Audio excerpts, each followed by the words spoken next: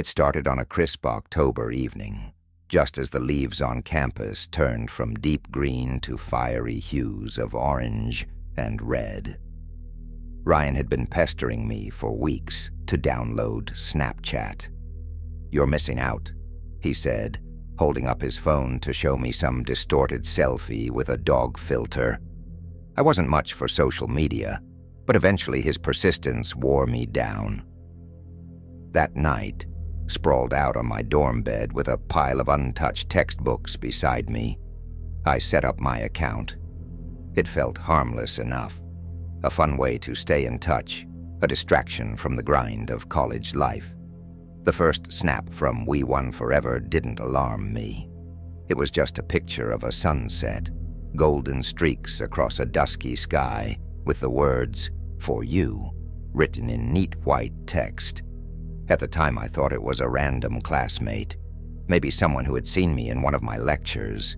I replied with a simple, "Thanks," and forgot about it.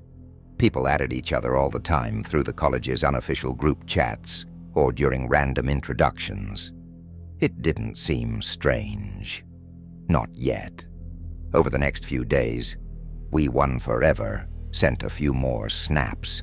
The messages were vague, pictures of campus landmarks, a close-up of a coffee cup that looked suspiciously like the vanilla latte I ordered every morning. I figured it was some awkward attempt at flirting, though the anonymity made it unsettling. "Who is this?" I finally asked after a particularly strange snap of my favorite spot in the library.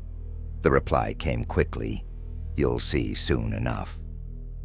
I showed the messages to Ryan one evening in the dorm common area.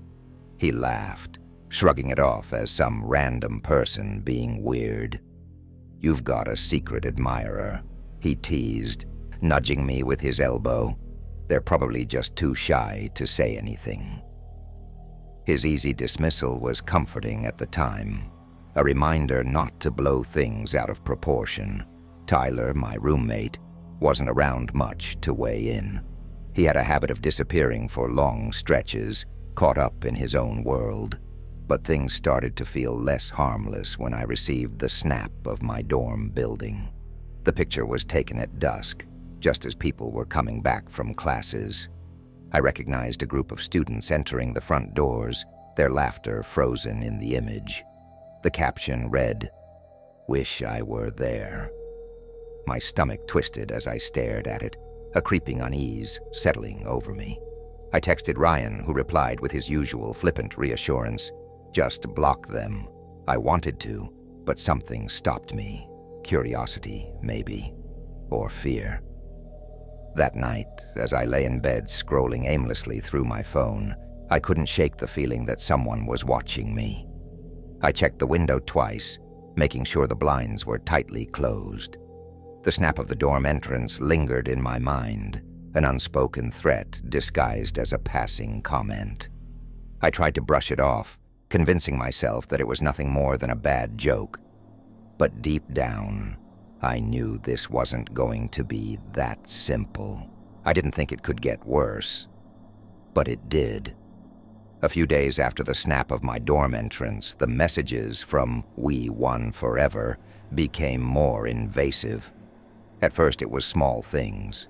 A snap of me walking to class, taken from just far enough away that I couldn't tell who had sent it. The caption said, "Looking sharp today." My stomach churned as I stared at the image.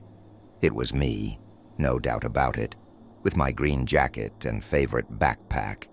I whipped my head around, scanning the faces around me, but no one seemed out of place, just clusters of students absorbed in their own conversations. The snaps kept coming. One showed me studying at my usual spot in the library, hunched over my laptop with a half-finished coffee by my side. Another was taken during a lecture, a blurry shot of me sitting near the front of the room. My name wasn't on any of my social media profiles, and I hadn't shared my schedule with anyone outside my close friends. I started to wonder how much this person already knew about me, and how they had gotten so close without me noticing. Then came the snap that changed everything. It was a photo of me in my dorm room, taken from the foot of my bed while I slept. The caption read, "Sweet dreams."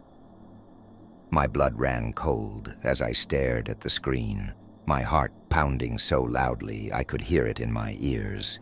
I bolted upright, flipping on every light in the room. My first thought was that someone had broken in, but the door was locked, just as I had left it before going to sleep. Tyler was nowhere to be found, as usual, and I suddenly felt impossibly small and alone. I called Ryan immediately, my voice shaking as I recounted what had happened. That's seriously messed up," he said, his usual light-hearted tone gone. "Are you sure it's not some kind of sick prank?" I wasn't sure of anything anymore. All I knew was that someone had been in my room while I was completely unaware. Ryan urged me to report it, and though I hesitated, I knew he was right. The campus police weren't exactly reassuring.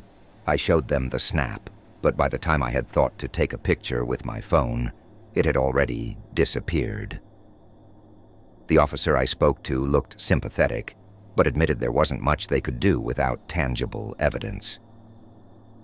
"Snapchat messages don't last," he said, as if I didn't already know that, "but we'll keep an eye out."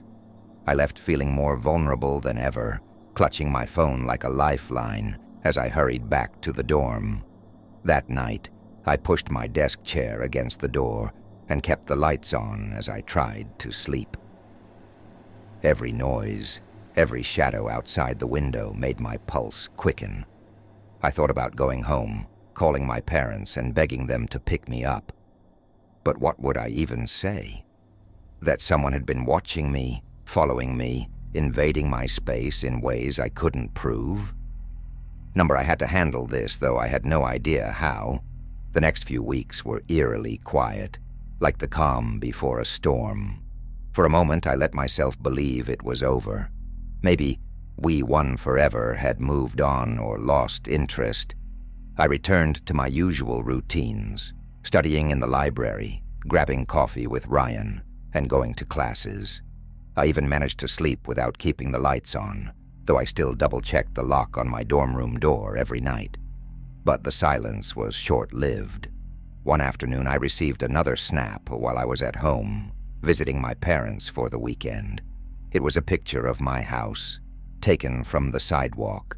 The caption read, "Closer than you think." My chest tightened as I stared at the image, my breath coming in shallow gasps. My parents' house wasn't near campus, and I hadn't told anyone I was coming home. How had they found me here? My parents were furious when I told them what had been happening. My dad called the local police immediately, and they sent an officer to take a report. Like the campus police, they were sympathetic, but limited in what they could do.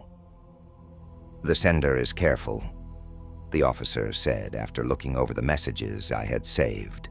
"Without more concrete evidence, it's tough to track them down." Despite the police's assurances that they would patrol the neighborhood, I couldn't shake the feeling of being watched. Every time I passed a window, I half expected to see someone standing outside, their phone aimed at me.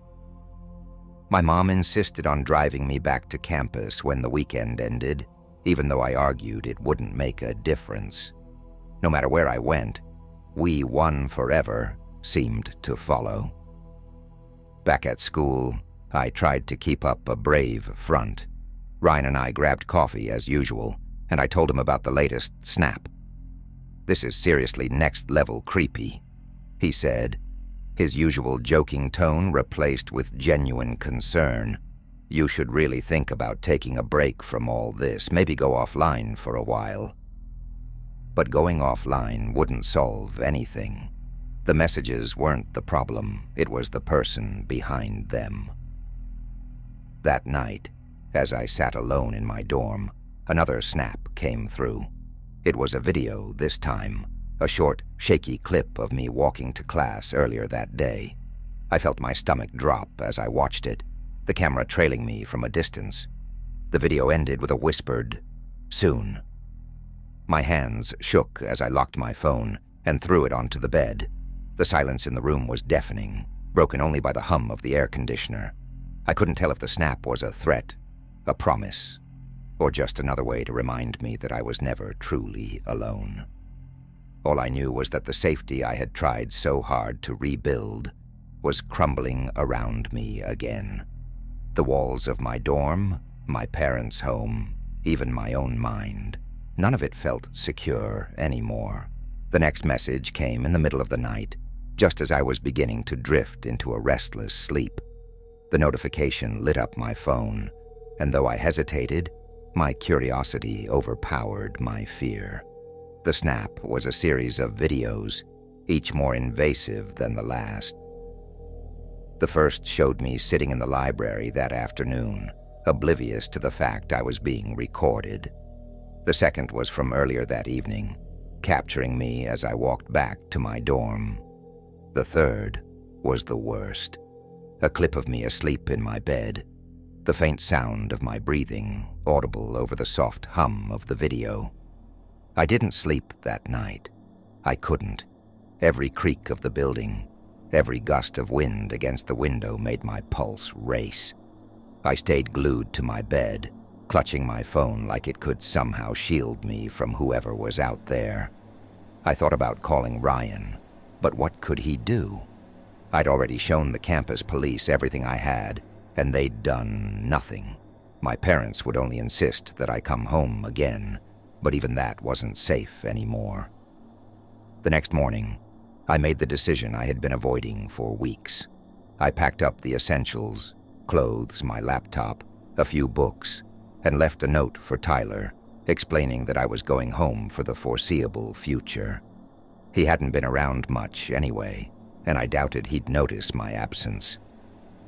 My parents were relieved when I showed up at their doorstep later that day, though the relief quickly gave way to worry when I explained why I had left. For a while, being home felt like a refuge. My parents insisted on keeping the house locked at all times, and I stayed off Snapchat completely. I even deleted the app, thinking that might somehow sever the connection. Weeks went by without a single snap, and I started to believe it was finally over. The fear lingered, of course, but it felt like something I could live with. Then one night, as I was settling into bed, my phone buzzed. It was a Snap notification. Impossible, since I hadn't reinstalled the app. Somehow it was there anyway. With shaking hands, I opened it. The image was of my bedroom window, taken from outside. The caption read, "No one can keep us apart." My heart stopped as I stared at the screen, the weight of the message sinking in. They weren't just following me. They were here. I never figured out who "We Won Forever" was. The messages stopped after that final snap, but the damage had already been done. To this day, I can't look at a window without feeling exposed, and I keep my phone on silent at night, unable to bear the thought of another notification lighting up the screen. The fear doesn't go away. It just waits, quiet and patient, like a shadow you can never quite shake.